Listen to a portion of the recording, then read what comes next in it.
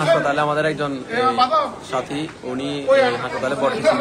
ভর্তি দেওয়ার কারণে আমরা ওনাকে দেখতে যাই। দেখার পর নিচে আমরা দাঁড়িয়ে ওনার জন্য কি নেওয়া যায়, ফলমূল কি নেওয়া যায় ওটা চিন্তা করতেছিলাম। এক পর্যায়ে জিল্লু আমাদের এই একটা মেয়ে আছে, ওই মেয়েটাকে খুব বাজে একটা স্ল্যাং ইউজ করছে, খুব বাজে বলতে অনেক বাজে। ওইটা বলার পর আমরা দাঁড়ায় দেয় এখানে দাঁড়ানি কি করবো চিন্তা করি। তখন এক পর্যায়ে ওর একটা ছেলে আছে, আপনার এখানে দাঁড়ায় রয়েছেন কেন? একটা দাঁড়ায় রয়েছে, এখানে রুগী দেখতে আসছে, তাই দাঁড়ায় রয়েছি। এটা বলার পর ওই ছেলেটা বলা দেয় এখানে যা দাঁড়ার জন্য মানা করতে। কি মানা করে? কয় আমাদের জিল্লু ভাই মানা করছে। জিল্লু ভাই উনি কি? আমি তোরা চিনি না। আপনি জিল্লু ভাইকে চিনেন না? উনি হচ্ছে কলেজ ছাত্র দলের একটা পদ বলছে, কয় সামনে উনি জেলার পদে আসবে, জেলা ছাত্র দলের পদে আসবে, আপনি ওনাকে চিনেন না? আমি তো কোনো জিল্লুকে চিনি না, আমি তো রাজনৈতিক বিষয়ে এরকম আলোচনা করি না।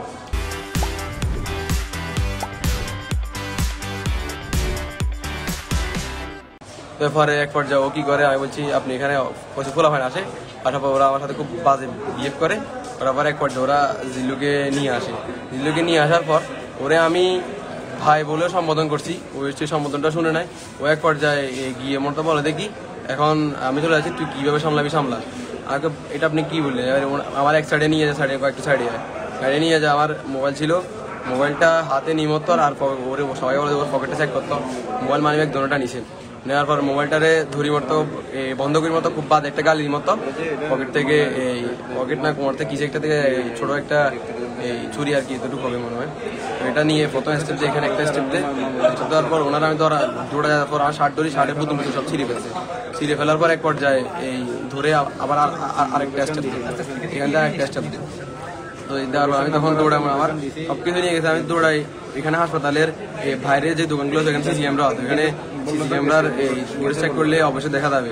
তারপর সে এখান থেকে কিছু পিস্তল টাইপের কিছু একটা বার করতে লাগছিল, ওইটা দেখে আমি ঘাবড়ে যাই, তো দৌড়াই যাই। কিছুদিন পূর্বে মনে হয় উনি মেয়েটাকে খুব ভালো স্ল্যাং ইউজ করার পর অনেক ও চাঁদাবাদের বিষয় নিয়ে একটা পোস্ট মনে শেয়ার দিছিল।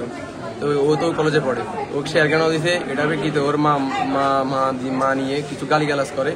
তো ওইটার এক জোরপূর্বক আমার বলতেছিল যে এখন আমি চলে যাচ্ছি, মেয়েটার সাথে কি হবে তুই নিজেও জানোস না, মেয়েটার সাথে কি হবে। আমি মেয়েটার সাথে কি হবে, তো আমি একটা বয়স হলে যে মেয়েটার সাথে খারাপ কিছু একটা হবে। তো আমি ওনাদের বোঝানোর ট্রাই করতেছি, ভাইয়া বলে মা বলে সব বলে সম্বোধন করতেছি। উনি এক পর্যায়ে সাইডে নিয়ে আমার এই হামলাগুলো করে। আমি এটার বিচার চাই। আচ্ছা, আমি চাই এটার যে ছাত্রদল কেন্দ্রিকের যে ছাত্রদলের পদ বিক্রি করে যে লোকটা এগুলো করতেছে, আমি ওর বিচার চাই এবং কি এটার জন্য ছাত্রদলকে আমাকে যথাযথ একটা বিচার দেওয়া উচিত। কলেজ ক্যাম্পাসে আমি যখন চলে আসতেছিলাম কলেজ থেকে, তখন ও মানে কলেজ গেটেই আমার ওখানে ধরে এবারে আমার সাথে খবরদারিতা করতেছিল, বাজে ব্যবহার করতেছিল।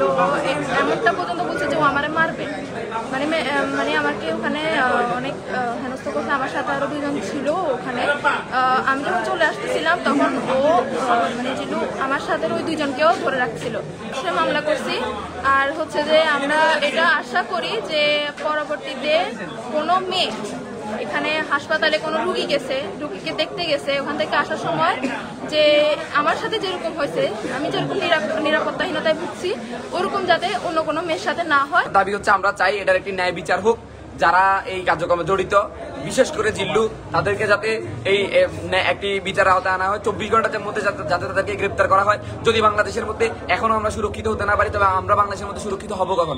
যখন আমরা সুরক্ষিত না, তখন বাংলাদেশের বাকি প্রতিনিধিরা, বাকি জনগণরা কি করে সুরক্ষিত হবে?